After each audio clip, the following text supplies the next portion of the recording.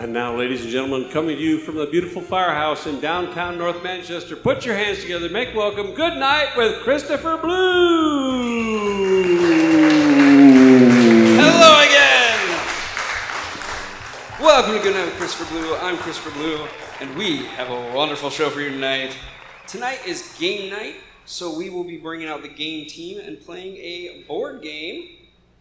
But we can't play it without bringing them out here, so please put your hands together for the game team!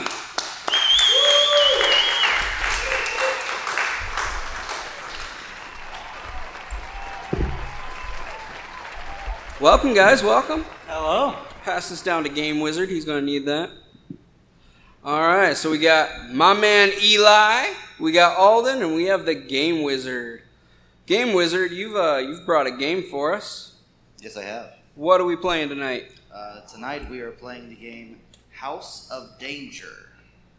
It is based off of the Choose Your Own Adventure books written before I was born. So many moons ago. Well, I'm not that old. Come now. Yes, books written by R.A. Montgomery. They were a series of books that allowed you to choose your own adventure. You would read through and make your own decisions, and depending on what you decided, you'd go to certain pages, and your story would end differently than everyone else's. All right, well, let's get started. Sounds good to me. So what does the audience need to know? Well, the audience will need to know that as we're playing this game, it works the same way as the book. Everything we do will be decided by ourselves, or, if you prefer, by the audience in some cases. We could Depending figure on how out. much you'd like to have them involved. We could figure out something. Okay. This is actually a game I have not played all the way through, so I'm actually interested to see exactly how our adventure goes. Well, that's the kind of chaos that we like on this show. Could be good chaos, could be bad. I guess we'll find out. Ooh, put that there. So as we're setting up here, there will be a certain amount of difficulty to the different types of things that we're going to do. We're going to have to roll a dice for some of those things, and sometimes it'll be easy, sometimes it'll be really hard. It just depends on what we're doing, I suppose. But from the beginning of the story, we'll always start with page 1. It says that we're supposed to have someone read the first chapter. Would you like to read the first chapter? Sure, for us? I can read. I graduated. I'm glad that you did. I'm glad that you did. That's very important that you graduated, I suppose. Let's see, we'll be doing this one and this one. Could you pass these down to our lovely host? Well, you said page 1. This is 2.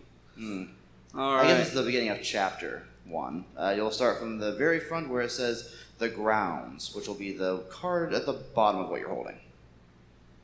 If you want to flip that. There you go. Ha! Okay, there we go. If you I read the top corner, it'll graduated, tell you the people. I page. graduated. The Grounds, Chapter 1. It's a Tuesday morning in late June, and you wake up in a cold sweat. The nightmares came again last night. Even though you are an aspiring detective and psychic investigator, you haven't been able to make sense of the haunting dreams you've had these past few weeks. In your dreams, you keep seeing the same spooky house. You're still shivering under the covers when you hear the phone ring downstairs in your basement. I'm totally gonna add sound effects. Where you have your combination office and research laboratory. Apparently that wasn't the end of the sentence. You dash down to the lab to answer it. I need, a weak voice says when you pick up the receiver. I need your help. You hear a loud click and the phone goes dead. But you were prepared.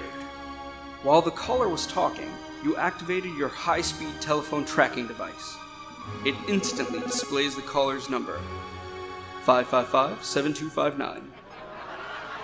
You call back the number right away, but there is no answer. After consulting the tall stack of reverse phone books behind your desk, you are disappointed to learn the number is unlisted. You sense that the phone call is somehow related to your nightmares.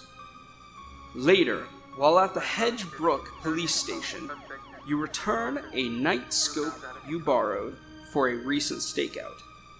You describe the mysterious phone call and your recurring dreams to your friend, Sergeant Morrison. That call does sound strange, he says. We'll look into it. And about that house in your dreams, a voice says from the hallway.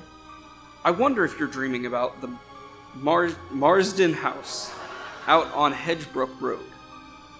Detective Murphy sticks his mustache face into the room. Modern house, ornate gate. That sounds like the Marsden place, all right, says Sergeant Morrison. Strange things are reported to happen out there. Detective Murphy takes a puff on his pipe. That place is haunted, he says. I know it sounds unprofessional, but I've had a file on the Marsden house for years, and I'm sure of it. He waves a folder in front of your eyes, and a phone number written on the front jumps out at you.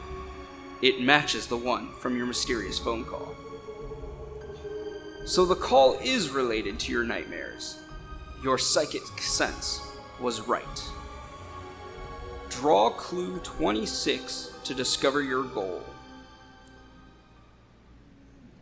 See where that is. That should be near the bottom, I think. 26. Someone else can read that one. Yeah, go ahead. Get inside the Marsden house. Seems like an easy enough mission. Get inside. Do I go back to reading this? Is there anything else left? There on it? is more, yes. I suppose so.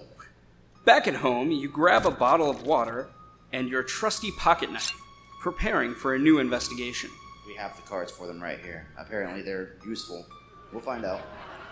Half an hour later, you stand before the Marsden residence, which appears exactly as it did in your nightmares. The house's futuristic look is a strange contrast to the antique... I graduated, okay? To the antiquated appearance... Antiquated? Thank you, Eli. Appearance of the stone wall and the wrought iron gate, which is locked shut and wrapped in steel chains. Even though the air is balmy, a chill travels down your spine. The gathering clouds on the horizon hint at a brewing summer thunderstorm, which we just recently had. If you search... Oh, wait, if you search the wall for a way in, go to story card 13, but if you climb the gate, go to story card 7. So, I guess This is the decision-making this is the point. decision. So we have two choices. How would we like to get into the property? So the choices are, we search the wall for a way in, or we climb the gate. So I'm going to read these choices again. The audience can decide which choice we go with by applause. So whichever one sounds better to you, clap louder. All right? So, searching the wall for a way in. Climbing the gate. That sounded kind of similar. What did you hear, Alden? Which one sounded like they were going for? The second one. You thought they were going for the second one? All the right. second one, okay. It sounded like they wanted to climb the gate, go to story card 7. 7, okay. We will flip these pages over and set them to the side. And we are now on page 7. Would someone like to read, or shall I? Sure. Here, you can even have the microphone. Really eat that microphone, Alden. Yeah. Chapter 7. You pull yourself over the rusting gate and land with a crunch on the gravel driveway. A little louder, leading buddy. Toward the house. But before you can survey your surroundings, you hear a guttural sound coming from your left. You encounter a shadowy, hunched-over figure emerging from the darkened doorway of a decrepit gatehouse. You can just barely make out eyes and white fangs dripping with saliva. The figure crouches as if to spring forward at any moment. Who's there? You stammer. Suddenly, the creature lunges at you, snarling. You spot a guardhouse not far away. If you could get past the creature, you might be able to hide there. Or perhaps you should just turn and flee up the driveway towards the main house. Okay, so there's a creature lunging at us. Mhm. And what are the two choices? Sounds like we have an optional challenge. Okay. We can choose to fight the creature, and if we win, we get to draw a clue, which could be good. Could be a good thing that we might need to win. Or, if we lose, we have to raise our danger meter, which makes it more difficult later when we play, and we'll have to roll higher to do things. Okay. So we can choose to So do what that if are we want. fighting this monster or not? What do we say? Should we try? Should we just leave? I think it's a terrible idea. We have a bottle of water and a pocket knife. I don't think we're going to win. I don't think we will. But that's So, just no fun. what's the risk? The audience has spoken. We are We're running away. Okay, so we have two choices. Do we run up the driveway, or do we run and seek shelter in the guardhouse? Eli, this time I'll leave this choice up to you. Sanctuary inside of a small guardhouse, or just go for the we mansion? keep running for sure. You want to go straight up the driveway? Okay. We go up the drive. That will take us to page 8. Would you like to read, or shall I? I can read. Of course. Your heart pounding, you bolt up the driveway, which bends around the back side of the manor. After running about 50 yards, you slow down, out of breath, grasping for air. You'll stop at a large wall of thorny hedges lining up one side of the driveway. You hear water trickling down a ditch on the opposite side of the driveway. Charcoal gray clouds are massing anonymously over the horizon, and the nearby tree branches rattle with sudden gusts of wind. Before you catch your breath, a dark, windowed, luminous roar around the bend. You only have a split second to decide which way to go to avoid being hit. If you dash through the hedges, you can dash through the hedges, or you can jump into the ditch. So do we go in a ditch or into the hedges? All right, audience. Into a ditch. Into the hedges. That was clear. That was unanimous. Into the hedges. Where are we going? Story card 15. 15? My goodness. Much further into the story. All right, so that's 9, 10, 11, 12, 13, 14, 15. Shall I read this one? Go ahead. Okay. Page 15. You emerge into a clearing. Manicured bushes in the shapes of fish, swans, and rabbits perch atop a well-kept lawn. One large shrub has been sculpted to look like an outstretched hand with its palm upturned. You see a black handle of something kind of sticking up out of one of the fingertips. A brick path winds through the shrubs and splits into two paths in the distance. One of these leads towards a rickety wooden gate flanked by a pair of stone angel statues. The other path leads into an open field across which you can see the front door of the Marsden Manor. Optional free action, we can pull the handle out of the bush and draw clue 5. If we choose not to do that, we'll just move on with the story. Shall we go for the handle in the hand? What do you think, audience? Should we go for the handle? Take whatever this random item inside of a shrub is, maybe? You know, I kind of am curious about the You're handle curious? myself. Yeah, let's go for the handle. Why not? I mean, what's the worst that could happen? Here's what we have, if someone would like to read off our new item. We have shears. You pull a pair of garden shears from the shrub. They can help you pry something open. Keep this item, finish story card 15. So, for inventory check, we now have shears, a pocket knife, and a bottle of water. All right. We now move to either going towards the wooden gate, or do we go to the field that leads to the front door of the manor. So the wooden gate or the field? Yes. All right, audience, do we go towards the wooden gate? Do we go towards the field? The audience has spoken. Seems like everyone is eager to go to the house pretty quickly. We will be moving backwards in the book and back to page 3. So now I have to count backwards. 13, 12, 11, 10. We'll get there. 9, 8, 7, 6, 5, 4, and you know what? There's a 3. Who would like to read this one? I can read it.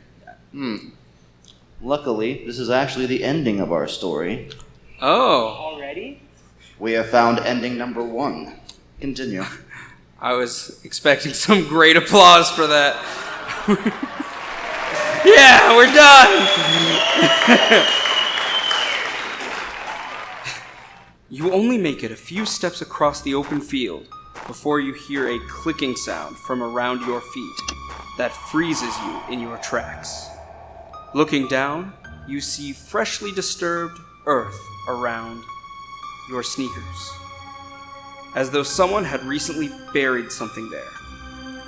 As you lift your foot to look, click! The reality of the situation becomes clear. You have stepped on a landmine. A noise like thunder, infinitely loud, rings out, but you never even hear it.